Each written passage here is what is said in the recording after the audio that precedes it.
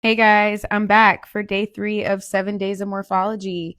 Today we're breaking down the red blood cell, what you're looking at, why it forms, and what it means. First up is the normal red blood cell. It's a perfect little biconcave disc that's flexible, uniform, and filled with hemoglobin. That's that reddish protein giving it its color and function. Next, you might see cells with a slight blue tint or blue dotted granules. That's polychromasia or basophilic stippling, and this is a sign that bone marrow is pushing out young cells quickly. In cases of this increased need, like severe anemia, you might spot a nucleus inside a red blood cell. This is a nucleated red blood cell. They should not be in peripheral blood unless the marrow is under severe stress.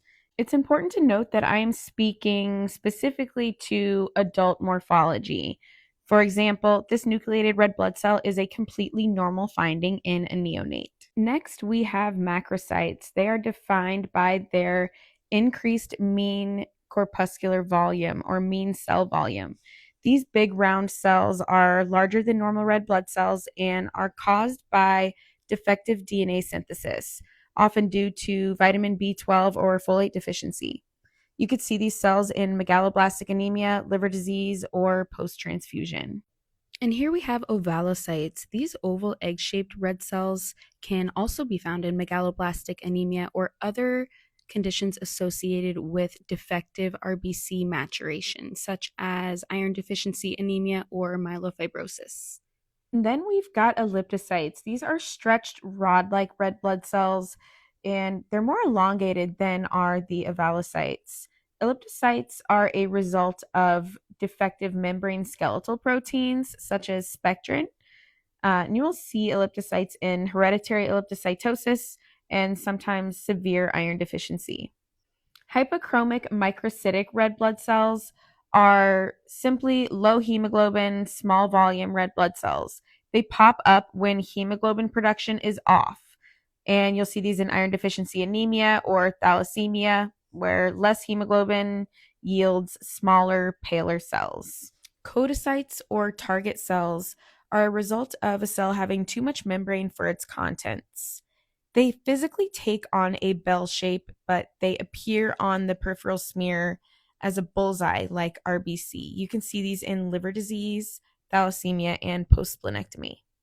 Dacrocytes or teardrop cells, which are textbook findings in myelofibrosis, are formed when red blood cells get squeezed out of a fibrotic or overcrowded marrow. Stomatocytes are these red blood cells that have that slit like center. This is caused by a membrane permeability issue that you can see in liver disease, alcohol abuse, or hereditary stomatocytosis. One of the most critical findings on a peripheral smear is the schistocyte. These red blood cell fragments are indicative of intravascular hemolysis, and they're formed when RBCs are literally sliced by fibrin strands. This is something that's seen in TTP, DIC, and HUS. You should always think microangiopathic hemolysis when you see schistocytes. And this is a spherocyte. This is a small, dense, round red blood cell with no central paler. And that's because it's lost its membrane surface but kept its volume. So it puffs up into a spherical shape. Here we have an echinocyte or a Burr cell. These are characterized by their evenly spaced projections around the periphery of the red blood cell. They're a result of ionic imbalances surrounding the red blood cell membrane. Echinocytes are often artifacts and can be reversible, but true echinocytes will be present in uremia, liver disease, and pyruvate kinase deficiency. And these are acanthocytes or spur cells.